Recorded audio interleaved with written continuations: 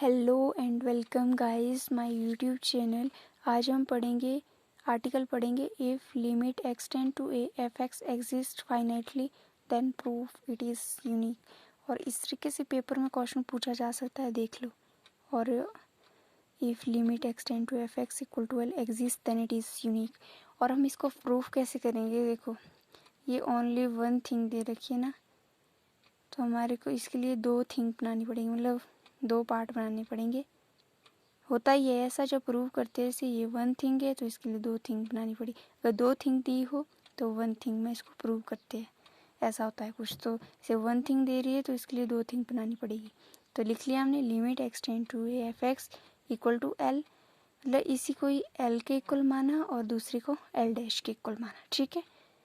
Limit extend to F X equal to L and limit extend to F X equal to L dash. और याद रखना हमेशा ये condition है where L does not equal to L dash.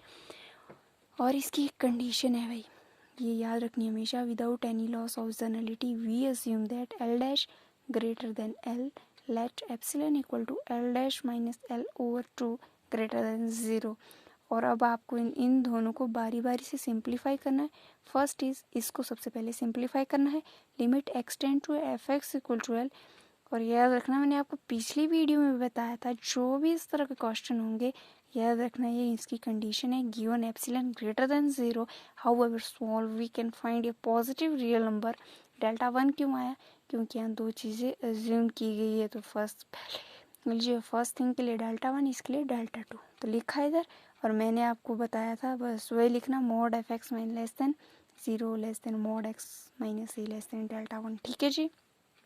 इसी तरह से दूसरी करनी है simplify, limit extend to F X equal to L dash. इसमें भी बिल्कुल वही रटन टू कर देना है इसको पूरा, given epsilon greater than 0 however small we can find a positive real number, delta 2 आएगा इधर। और फिर वही देखो mod F X minus L dash. L dash क्यों आया, क्योंकि इधर दे रखा है, एल नहीं लिखना फिर एल डैश लिखना according to given this equation, ठीक है। हाँ तो लिखा है इधर बस ओनली डेल्टा 2। और मैंने आपको हमेशा बताया जब भी दो चीज़ें अज्यूम करते हैं ना, ये दो चीज़ें हमने अज्यूम करती है, इसकी कंडीशन हमेशा 100% सभी जगह यही होती है। तो याद रखना please, let delta equal to minimum कर ली डेल्टा 1 कॉमा डेल्टा 2। और जो ये सिंपली जो ये आपका इक्वेशन 1 एंड 2 आई, ये सिंपली इधर आपने लिखनी है बकायदा इसके, कि जो इसमें 1 2 जो भी हो, मतलब गिनती दे रखी, ये नहीं लिखनी है, सिंपल सीधे करके, ठीक है जी। ये लिख ली ना आपने बोले। अब इसको L dash minus L equal to mod L dash minus L mod, ये कंडीशन इस केस में यूनिक के केस में आपने रिमेंबर रखनी है, इक्वल टू। और हमेशा याद रखना इक्वल टू जब भी मॉड एल डैश, याद रखना सेंटर में क्या आएगा, मतलब एक बार सब्ट्रैक्ट करना है एफ एक्स, एक बार ऐड करना है, तो लिख लिया माइनस एफ एक्स प्लस के एफ एक्स। और याद रखना अब इसके आगे इक्वल टू क्या करना है, इनकी जोड़ी बनानी है। देखो अब मॉड कर ली L dash minus F X plus इसकी जोड़ी एफ एक्स माइनस एल। आप सीधा ऐसा भी कर सकते हैं, देखो ये लेस देन इक्वल टू क्यों आया, क्योंकि यहाँ पर दे रखा है बच्चा, ये जो mod F X minus L less than epsilon के बराबर है ना।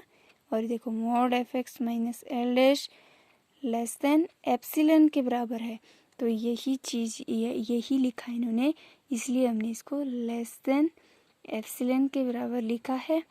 ये चीज़ आपने नहीं लिखनी, सीधा आप इसका लिख सकते हैं,